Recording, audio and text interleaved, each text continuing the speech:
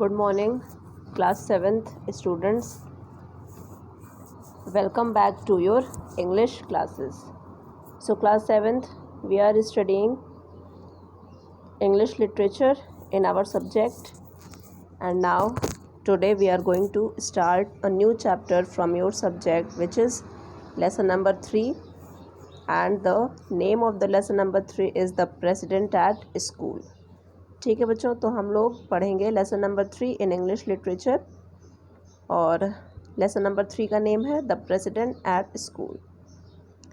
तो यहाँ पे जो हमारे फॉर्मर प्रेसिडेंट थे APJ अब्दुल कलाम, उनके बारे में हम लोग जानेंगे कि जब वो स्कूल में थे तो वो किस प्रकार के स्टूडेंट थे, कौन कौन से स्कूल्स में वो पढ़े, कौन कौन से स्कूल्स में उनका एडमिशन हुआ, किस तरीके से वो अपने गांव से निकल कर के बाहर शहर में पढ़ने गए, और किस तरीके से उनका एक एजुकेशनल बैकग्राउंड हम लोगों के सामने आएगा और हम लोग इस चीज़ को देखेंगे। चलो, so to study this you should open the book and come to page number 13। Okay, क्या लिखा है? Doctor APJ Abdul Kalam Our 11th president will always be an inspiration for many. Read this extract from his biography Wings of Fire and know more about him. देखिए, इनकी biography है। अब biography मतलब क्या होता है? बायोग्राफी मतलब किसी की भी जीवन कथा, ठीक है? तो किसी दूसरे व्यक्ति ने अगर किसी व्यक्ति के बारे में, किसी महान पुरुष के बारे में, उसकी जीवन कथा के बारे में लिखा है तो उसको हम लोग बायोग्राफी कहते हैं। तो हमारे APJ अब्दुल कलाम जो पूर्व प्रेसिडेंट थे, ठीक है, उनका जो बायोग्राफी है उसको हम लोग विंग्स ऑफ फायर के नाम से जानते हैं। तो APJ अब्दुल कलाम कौन थे? Our 11th president. Will always be an inspiration for many and he is a very inspirational person. उन्होंने जो भी लाइफ में अचीव किया, हम लोग उनकी सारी उन्होंने जो भी सीख दिया, उन सीख से हम लोग बहुत ज़्यादा इंस्पिरेशन अचीव करते हैं। चलो, तो विंग्स ऑफ फायर से ही ये उनकी जो बायोग्राफी है विंग्स ऑफ फायर, उससे ही एक्सट्रैक्ट निकाला गया है, और हम लोग उनके बारे में आज उनके बचपने के बारे में पढ़ेंगे कि उन्होंने किस प्रकार से अपनी स्कूलिंग की। Once I settled down at the Schwartz High School, Ramananthapuram, the enthusiastic 15-year-old within me re-emerged. My teacher, Idurai Solomon, was an ideal guide for an eager young mind that was yet uncertain of the possibilities and alternatives that lay before it. He made his students feel very comfortable in class with his warm and open-minded attitude. He used to say that a good student could learn more from a bad teacher than a poor student from even a skilled teacher. तो इनके बारे में कहा जा रहा है कह रहे हैं ये, Once I settled down at the Schwartz High School, Ramananthapuram, the enthusiastic 15-year-old within me re-emerged. तो जब ये कहाँ गए पढ़ने के लिए? श्वार्ट्ज़ हाई स्कूल में, जो कि रामानंथापुरम में था। तो ये अपने बारे में बताते हैं कितने साल के थे? 15 ईयर्स के थे। इनके टीचर थे इदुराई सोलोमन। वो एक बहुत ही अच्छे टीचर थे for the young mind. Young mind मतलब छोटे बच्चों के लिए, जिनका दिमाग तेज़ी से ग्रो करता रहता है, उन बच्चों के लिए। That was yet uncertain of the possibilities and alternatives that ले बिफोर इट। तो वो किसी भी ऐसे जो भी इम्पॉसिबल टास्क होता था उसको भी वो पॉसिबल करने के लिए बच्चों को मोटिवेट करते थे। He made his students feel very comfortable in class. ठीक है, वो अपने बच्चों को, अपने स्टूडेंट्स को बहुत कंफर्टेबल बनाते थे क्लास में। With his warm and open minded attitude, he used to say that a good student could learn more from a bad teacher. तो ये जो टीचर थे इदुराई सोलोमन, ये क्या कहते थे? ये कहते थे कि एक जो अच्छा बच्चा है, पढ़ने वाला, good student, could learn more from a bad teacher. तो एक अच्छा स्टूडेंट एक बेकार टीचर से भी बहुत कुछ सीख सकता है, then a poor student from even a skilled teacher. और एक ऐसा बच्चा जो पढ़ने में ज़्यादा तेज़ नहीं है, या फिर कहीं ना कहीं से उसकी पढ़ाई में वो लैग करता है, तो वो एक अच्छे टीचर से भी कुछ नहीं सीख सकता। चलो, during my stay at Ramanathapuram my relationship with him grew beyond that of a teacher and a pupil. तो APJ अब्दुल कलाम बताते हैं कि जब मैं रामानंथापुरम में उनके साथ था तो हमारा और उनके बीच का रिलेशनशिप एक जो स्टूडेंट और टीचर का होता है उससे भी आगे बढ़ गया, उसके भी आगे हमारे बीच में फ्रेंडशिप थी। In his company, I learned that one could exercise enormous influence over the events of one's own life. ठीक है. Adurai Solomon used to say, to succeed in life and achieve results, you must understand and master three mighty forces. तो इनके जो sir थे अदुराई Solomon, वो क्या कहते थे? वो कहते थे कि अगर आपको लाइफ में सक्सेस को अचीव करना है, अगर सफल होना है, तो आपको तीन फोर्सेस को मास्टर करने आना चाहिए. क्या क्या है वो? Desire, belief and expectation. Desire मतलब वांट ऑफ समथिंग, किसी भी चीज़ को चाहना. बिलीफ मतलब भरोसा रखना, और एक्सपेक्टेशन मतलब उम्मीद करना. Iyadurai Solomon, who later became a reverend, taught me that before anything I wanted could happen. तो अदुराई सुलेमान बाद में क्या बन गए? रेवरेंड बन गए. अब रेवरेंड भी एक पोस्ट होती है जिसको हम लोग क्लर्जी बोलते हैं. ठीक है. तो उन्होंने क्या बताया? taught me that before anything I wanted could happen. I had to desire it intensely and be absolutely certain it would happen. तो वो किसी भी सिचुएशन को कोई भी पॉजिटिव अप्रोच से वो बता देते थे कि ये चीज़ होके ही रहेगी. To take an example from my own life, I had been fascinated by the mysteries of the sky and flight of birds from early childhood. तो अगर उनको एग्जाम्पल देना होता था तो वो बच्चे की ज़िंदगी से ही एग्जाम्पल देते थे. जैसे ये अपने बारे में बताते हैं कि जब मैं छोटा था तो मुझे मिस्ट्रीज़ ऑफ द स्काई, जो आसमान की जो मिस्ट्री होती है, जो रोचक घटनाएं होती हैं, and the flight of birds, और चिड़िया जो किस प्रकार से चिड़िया उड़ लेती हैं, ये मुझे बचपन से ही बहुत ज़्यादा लुभाती थी. I use to watch cranes and seagulls soar into flight and longer to fly. तो ये जो थे बचपन में क्रेन्स और सी गर्ल्स को देखते थे कि किस प्रकार से आसमान में इतना ऊंचा उड़ लेते हैं. Simple provincial boy though I was convinced that one day I too would soar up into the skies. तो मैं तो बहुत साधारण बच्चा था, लेकिन मेरे मन में इस बात की उत्सुकता होती थी कि काश मैं भी एक टाइम पे आसमान में ऊंचा उड़ सकूं. Indeed I was the first child from Rameswaram to fly. तो ये अपने बारे में बताते हैं कि, और ये बिल्कुल सही बात है कि मैं सबसे पहले रामेश्वरम में मैं एक पहला ऐसा बच्चा था जो कि आसमान में उड़ा. Iyadurai Solomon was a great teacher because he instilled in all the children a sense of their own worth. Solomon raised my self-esteem to a high point and convinced me, the son of parents who had not had the benefits of education, that I too could aspire to become whatever I wished. With faith you can change your destiny, he would say. तो अदुराई Solomon एक बहुत ही motivational teacher थे. उनके बारे में ये बताते हैं एपीजे अब्दुल कलाम कि वो किसी भी बच्चे को कन्विंस करवा देते थे कि जो भी बच्चा करना चाहता था वो ईज़िली कर सकता था. ठीक है. तो मैं एक ऐसे पेरेंट्स का बच्चा था जिनके पेरेंट्स को एजुकेशन के बारे में कुछ भी नहीं पता था, लेकिन अदुराई सोलोमान ने मेरे मन में ये उम्मीद भरी कि मैं अपनी किस्मत अपने कर्तव्य से बदलूँगा और मैं एक दिन आसमान में उड़ूँगा.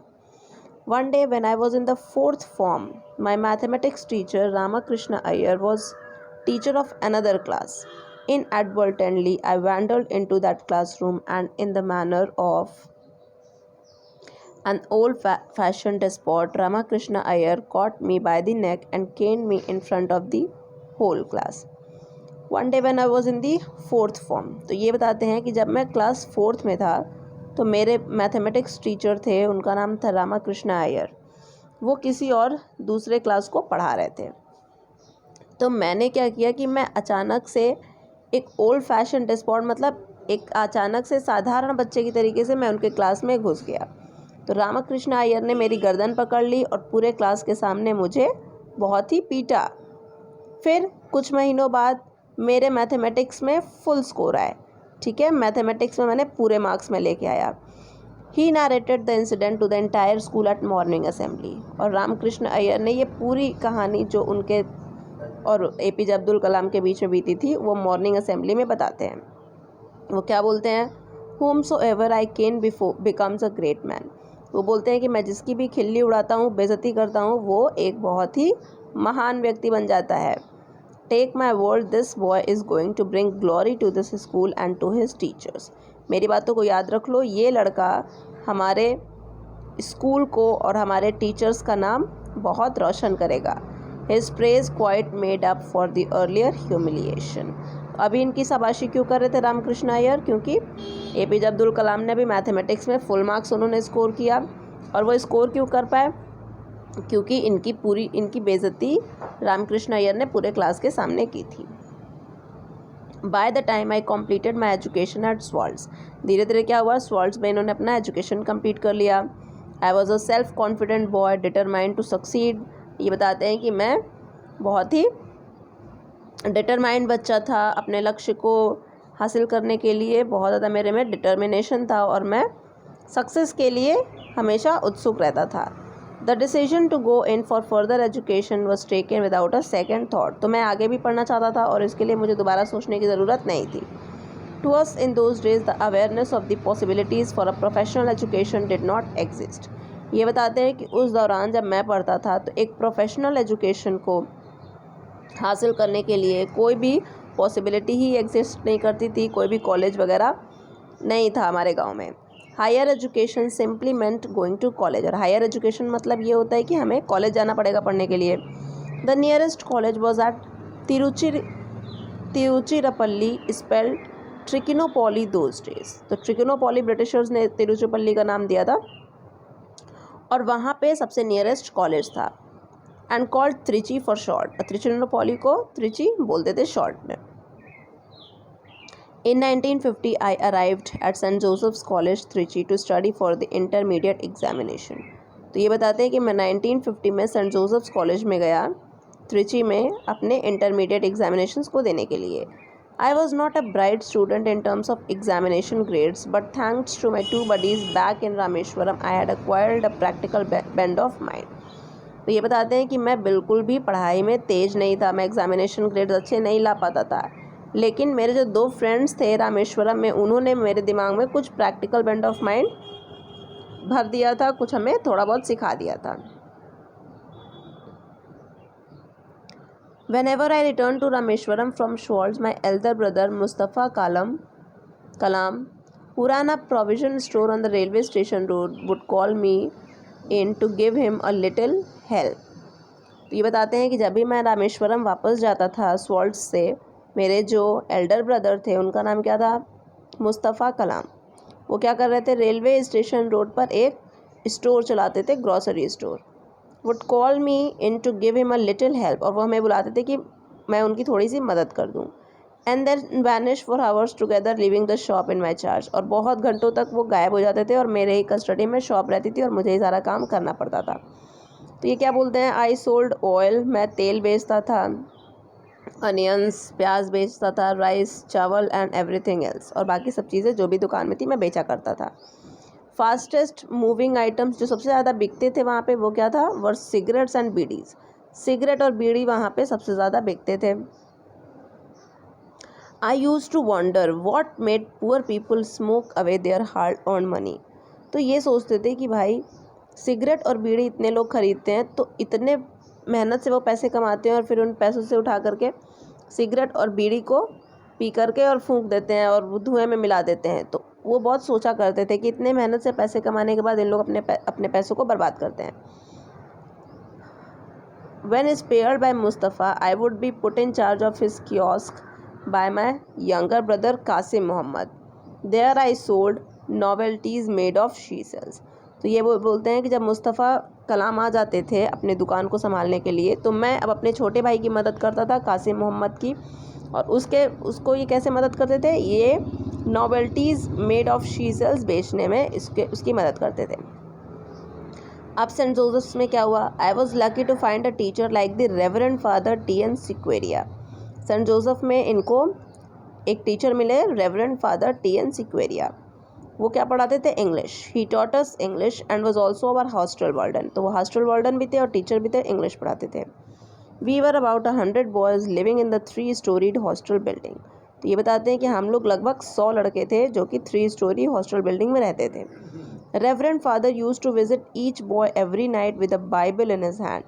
क्या बताते हैं ये कि जो रेवरेंड फादर थे हमारे, वो हर रात अपने हाथ में एक बाइबल लेकर के हर एक बच्चे के पास जाते थे। His energy and patience were amazing। उनके अंदर जो पोटेंशियल था, उनकी जो एनर्जी थी और उनके अंदर जो पेशेंस था, वो बहुत ज़्यादा लुभाता था सारे बच्चों को।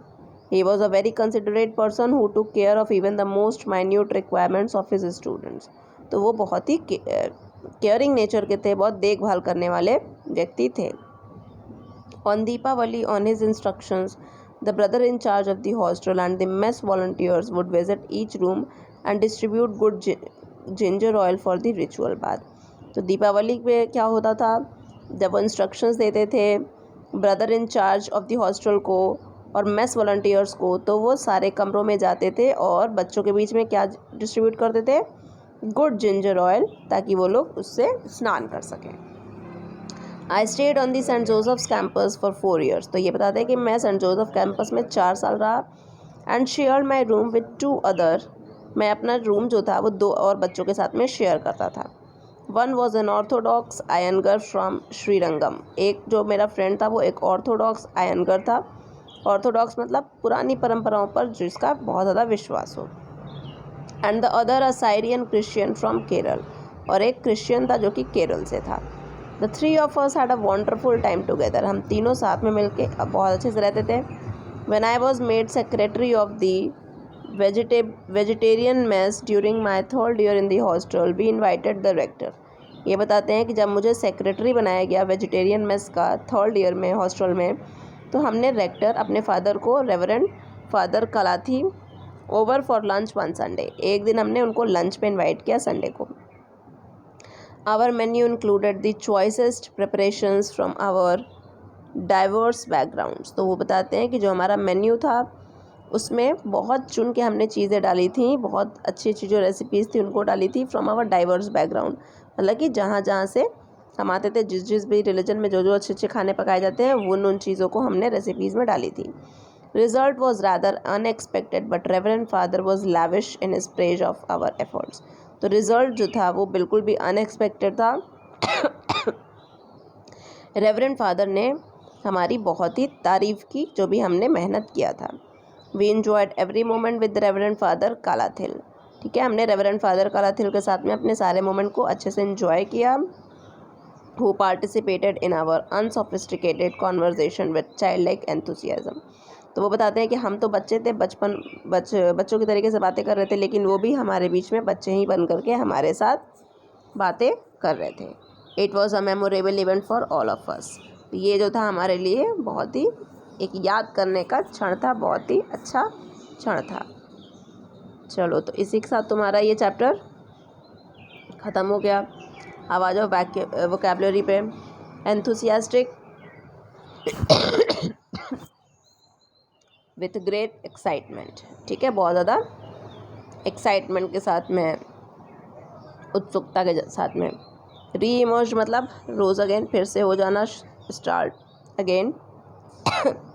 Eager having a strong wish to do, किसी भी काम को करने की मन में बहुत ज़्यादा प्रबलता होना, उसको हम लोग बोलते हैं ईगर। Alternatives, options. ठीक है। Intensely, in a very serious manner. Fascinated, interested or very curious to know। Reverend, the title of a member of the clergy। Inadvertently, without any intention। Inadvertently मतलब एक अचानक से, ठीक है, at a sudden, without any intention। Despot, a tough ruler। Humiliation, loss of self respect। Humiliation मतलब किसी की बेइज्जती करना। Kiosk, small area bound by walls। Minute, very small amount. Minute मतलब छोटा से भी छोटा अमाउंट। कंसिडरेट, थॉटफुल, जिस पर सोचने विचारने लायक जो चीज़ है। Rector, head of the institution. Orthodox, adhering to already set ideas. बहुत पुरानी रूढ़िवादी सोच रखने वाले को हम लोग बोलते हैं ऑर्थोडॉक्स। चलो, diverse, many and different. Diverse मतलब अलग अलग जगहों से आने वाले, जैसे India is the land of diversity. Unsophisticated, lacking complexity. Unsophisticated मतलब जो कि ईजिली जो चीज़ हम लोग ना समझ सकते हैं, ठीक है, उसमें टफ थोड़ा सा चीज़ें हैं। चलो, तो इसी के साथ हमारा ये लेसन ख़त्म हो गया बच्चों। Questions we will do in the format of PDF। Okay, thank you.